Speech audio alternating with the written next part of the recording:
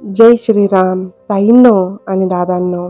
श्री ब्रह्मचैतन्य गोंदवलेकर महाराज प्रवचन 18 जून. परमार्थात गुप्ततेची जरुरी असते. बघूया ह्याबद्दल श्री ब्रह्मचैतन्य गोंदवलेकर महाराज काय म्हणतात. वासनेच्या तावडीतून सुटणे फार कठीण आहे. कारण वासनेच्या पोटीच प्राणी जन्माला येत असतो. त्या वासनेला जिंकणे म्हणजे आपण मरून जाणे इतके कठीण आहे. वासनेच्या पोटी जन्म आणि जन्मानंतर अहंकार ह्या जोडप्या पोटी काम, क्रोध आदी विकार जन्माला येतात. या जोडप्याचे वैशिष्ट्य असे की त्यामध्ये बायको नवऱ्यापेक्षा वडील असते.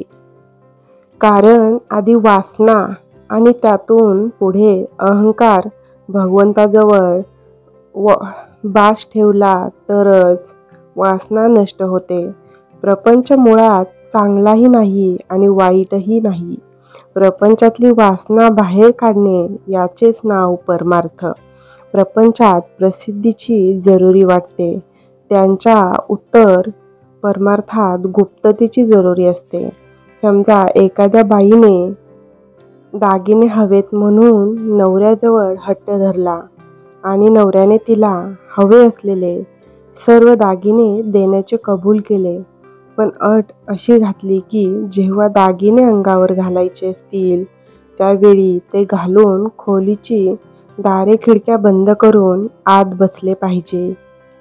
अशी अट पाळून कोणती बाई दागिने घालायला कबूल होईल?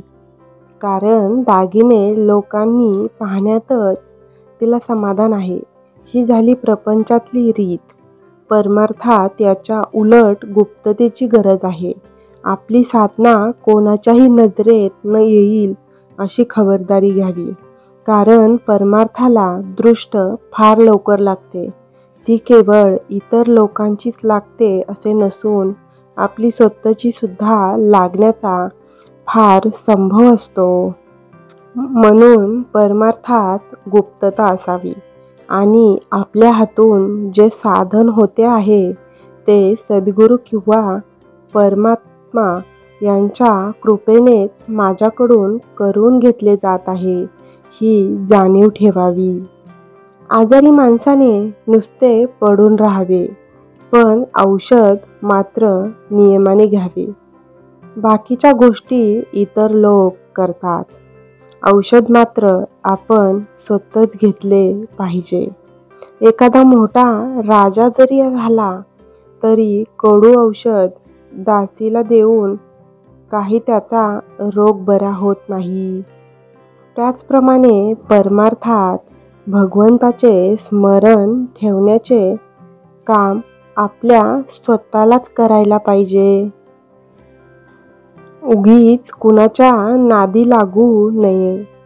परमार्थ म्हणजे काय करायला पाहिजे हे नीट समजून घ्या आणि मग त्या मार्गाने जा.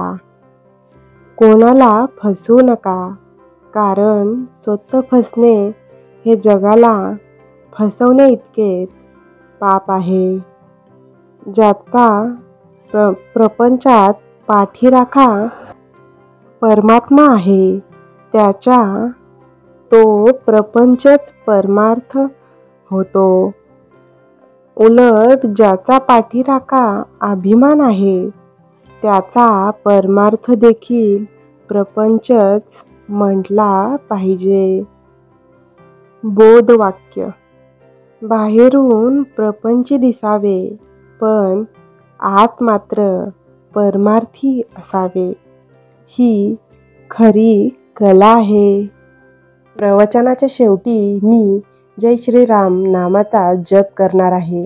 जय श्रीराम, जय श्रीराम, जय श्रीराम, जय श्रीराम, जय श्रीराम, जय श्रीराम, जय श्रीराम, जय श्रीराम, जय श्रीराम, जय श्रीराम, जय श्रीराम.